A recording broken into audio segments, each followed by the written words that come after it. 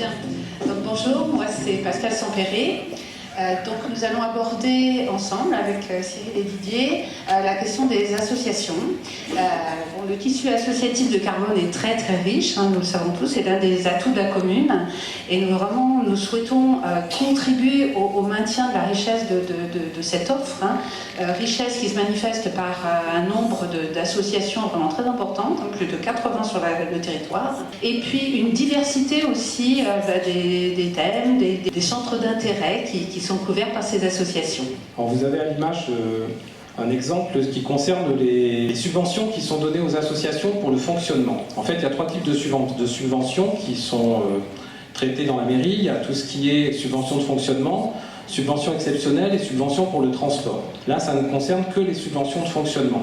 C'est important de le regarder parce que pour réussir à travailler dessus, il faut partir d'un état des lieux. Donc l'état des lieux, il est celui-ci aujourd'hui. Il est déjà dans un premier temps, vous le voyez sur le premier petit cercle, qu'en fait, dans les subventions, aujourd'hui, les trois quarts de la part de subventions attribuées est en fait une subvention qui permet à la MJC de fonctionner. Et donc ensuite, il reste un quart pour les autres associations. Ça peut nous amener à nous poser la question est-il légitime d'être dans la même valise financière quand on compare des projets qui sont si différents. Donc ça, c'est quelque chose qui est peut-être à retravailler dans la forme, en fait. Ça ne veut pas dire qu'il ne faut pas de l'argent pour faire fonctionner la MJC, c'est pas ce que je dis, ça c'est absolument fondamental.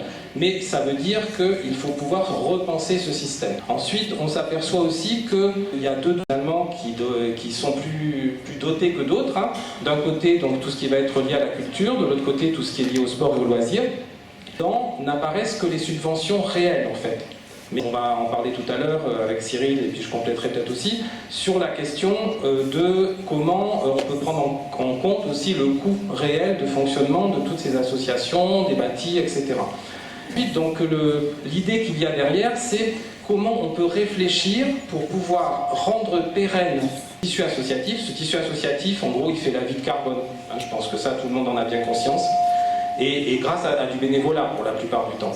Donc ça veut dire qu'il faut pouvoir continuer de le faire vivre, vraiment beaucoup, et le soutenir, vraiment beaucoup, mais peut-être réfléchir aux modalités du soutien. Moi ça fait 9 ans que je suis élu, ça fait 9 ans qu'on essaye de poser la question de comment réussir à décaler un peu les choses dans le fonctionnement de ces subventions. Et ça fait 9 ans qu'en fait, je m'entends dire, c'est pas possible, il y a des habitudes, il y a une forme de clientélisme, donc il ne faut pas le décaler.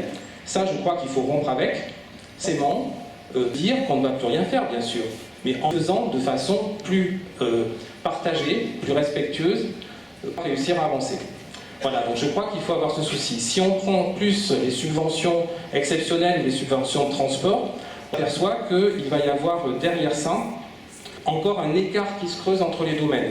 On n'a pas mis tous les chiffres, mais l'écart est encore plus important, c'est-à-dire que le sport augmente davantage, la culture augmente davantage, les autres domaines un petit peu moins.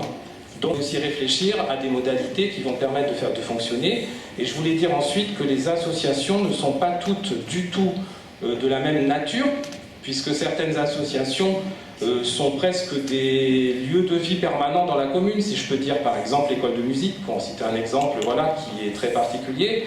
Il y a d'autres associations qui sont des associations qui ont des tout petits terrains d'exercice qui sont beaucoup plus, moins présentes au quotidien, mais qui sont tout aussi importantes dans le maillage social. Donc comment est-ce qu'on peut faire pour réussir à tenir les deux en même temps en fait? Ça me semble important. Bonjour, Cyril Dorner, donc.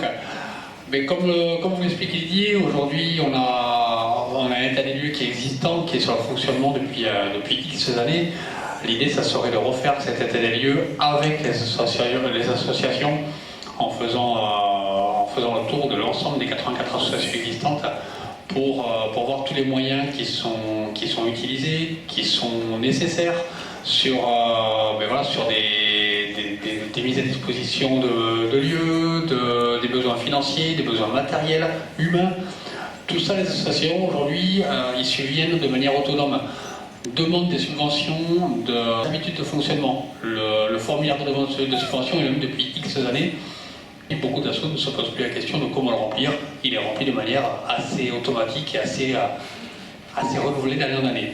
Donc l'intérêt, c'est vraiment de reprendre des bonnes bases, de revoir toutes les assos, travailler ensemble sur les réels besoins de vous aider, de vous accompagner sur des besoins factuels, vraiment. Donc pas de supprimer des subventions, mais de mieux les utiliser là où il y en a réellement besoin.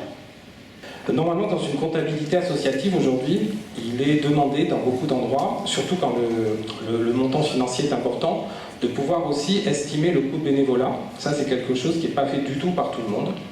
Et ensuite, après, donc ça, il faut qu'on puisse aider aussi les associations à le faire si c'est nécessaire. Et ensuite, après, la deuxième chose, c'est qu'il faut aussi pouvoir estimer, je le disais tout à l'heure, le coût de la mise à disposition par la mairie de tous les lieux. Par exemple, une association intervient dans la salle tatami, ça a un coût. C'est du personnel qui entretient, c'est du chauffage, c'est de l'entretien du bâti, etc. Donc tout ça, ça rentre effectivement dans les budgets. Ça n'apparaît jamais dans le chiffrage de ce qui est donné aux associations et c'est important de le clarifier. Et ensuite, il faut avoir la volonté de travailler sur les projets aussi pour pouvoir réussir à le faire. Donc nous, notre idée, c'est un conseil des assos qui soit vraiment participatif et pas informatif descendant comme c'est le cas à l'heure actuelle, que ce soit un lieu de travail ensemble pour qu'on puisse essayer de trouver où se trouve, comme on dit dans l'objectif, un fonctionnement partagé, comment on partage, comment ce fonctionnement il est réaliste, comment il est équilibré et comment il est solidaire. Et je pense que si on le fait ensemble, on va y arriver.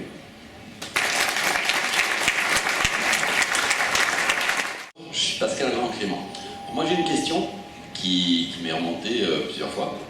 C'est tout simplement en fait le modèle, ça concerne le modèle, le choix du modèle qu'il serait possible d'adopter en ce qui concerne le périscolaire. Merci de ta question, Pascal.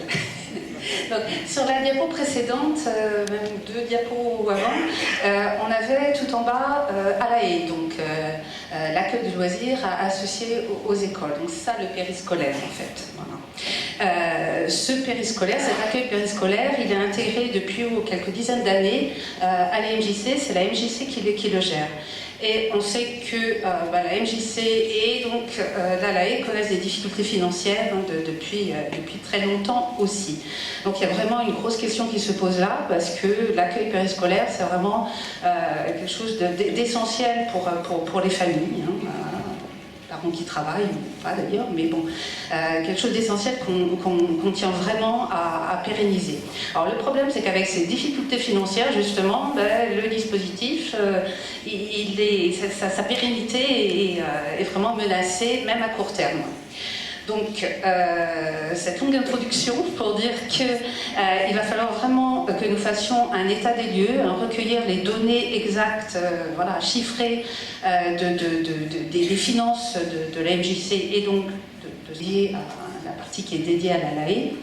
Et en fait, 2 options sont sur la table. On a une première option qui est un maintien de l'ALAE au sein de la MJC, avec vraiment un copilotage renforcé entre la direction de l'MJC et la mairie, parce qu'il est très important que l'un et l'autre collaborent pour mener à bien un projet éducatif, c'est ça aussi l'ALAE, et puis copilote la partie RH et la partie bien évidemment financière. Donc ça c'est la première possibilité, la première option. La seconde option, c'est un passage en régie municipale. Bien.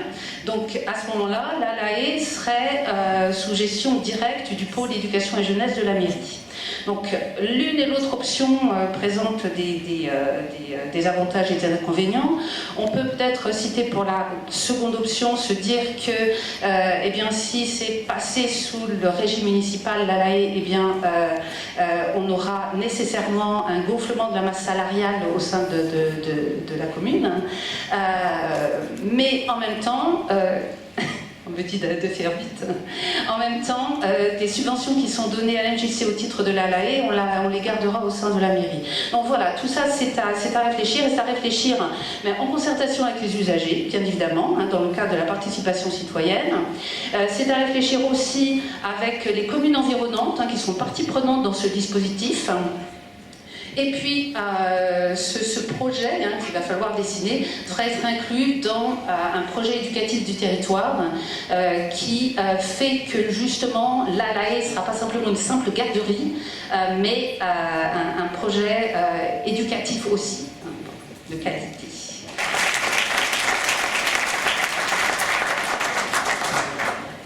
Je suis Marc Morel, Et donc une question qui revient aussi, c'est au sujet de la culture à carbone. Est-ce que c'est un saupoudrage ou est-ce que vous avez un vrai projet global culturel pour la mairie et comment vous comptez le faire vivre? Alors, on a vraiment un projet. Du coup, il y a deux axes, si j'essaye d'aller vite, puisqu'on est censé avoir 2 minutes. Donc, il y a un projet qui est de réfléchir à la suite pour la médiathèque. Donc ça, vous en avez tous entendu parler, tout le monde en parle dans ses programmes, etc. En gros, il y a 2 options, l'agrandissement sur site ou le déplacement de la médiathèque dans un autre lieu. L'autre lieu un peu imaginé dans le rez-de-chaussée de la Maison Rousseau, pour ceux qui connaissent, sans que ce soit forcément figé. Voilà, donc il y a quelque chose qui peut se faire autour de ces 2 questions. Nous, comme c'est quelque chose à quoi on tient, et c'est un projet structurant pour la ville, on souhaite pouvoir le travailler en partenariat dans le cadre de la participation citoyenne. Donc on n'a pas tranché entre ces 2 options et on souhaite surtout associer les usagers et les personnels aussi de la mairie à l'organisation de ce projet, qu'il soit d'un côté ou de l'autre. En tous les cas, la médiathèque est fondamentale à Carbone et ça, il faut la défendre. Et ensuite, oui, effectivement, on va réfléchir à un projet culturel pour la ville. On a déjà commencé. Ce qu'on souhaite, c'est aller vers une programmation élaborée et pas simplement saupoudrée, voilà, de temps en temps. Travailler en partenariat et avec les associations et avec les structures locales qui existent. Il y en a plein. Il faut déjà faire recenser toutes ces structures. Il faut faire du lien avec la jeunesse parce qu'il y a des questions qui sont liées aussi au parcours éducatif, culturel et citoyen qu'on veut développer pour les jeunes. Et ça ne coûte pas si cher que ça, tout ça, parce qu'on peut s'appuyer sur l'existant. Et ensuite, après, il faut penser à toutes les formes de culture, qu'elles puissent toucher tous les publics, à la fois les gens cultureux, entre guillemets, comme on dit, qui ont l'habitude de la culture, mais en même temps aussi les gens qu'il faut aller chercher pour les y amener, et aussi les personnes, qu'elles soient dans la jeunesse. Il y a un fort accent autour de la jeunesse à mettre, parce que c'est les citoyens de demain, et puis ensuite aussi toutes sortes de publics pour toutes sortes de spectacles. Voilà. Et en développant ça, on devrait réussir à satisfaire beaucoup de monde, je pense.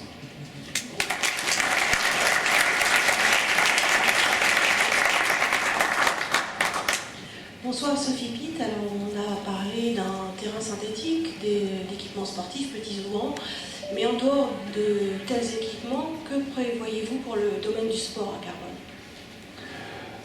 Mécaniquement, à Carbone, le nombre de pratiquants va augmenter, forcément. Si on augmente le nombre d'équipements sportifs, les pratiquants vont croître. Tout ça, il va falloir l'accompagner. Aujourd'hui, Carbone n'est pas à taille d'avoir un service des sports à proprement dit. On a un service culturel qui existe, mais il va falloir tendre vers ça. Ça ne se fera pas dans les années... ça ne se fera pas demain, mais dans les années à venir, il va falloir préparer le terrain. Le service des sports, c'est quoi? C'est une équipe d'agents, un agent pour commencer, qui pourrait associer plusieurs missions, d'aller entraîner sur par exemple l'athlète, de la même manière aller donner un coup de main sur le foot, sur d'autres sports, avoir des missions transverses pour mettre en avant le handisport, des nouvelles pratiques sportives, des associations culturelles également, mais il peut y avoir plein de missions qui peuvent rejoindre cette mission du service des sports. Tout ça, c'est indispensable de l'accompagner dans la croissance de Carbone. Donc c'est une idée d'amélioration de la qualité d'accueil de tous ces sportifs et autres associations qui sont liées.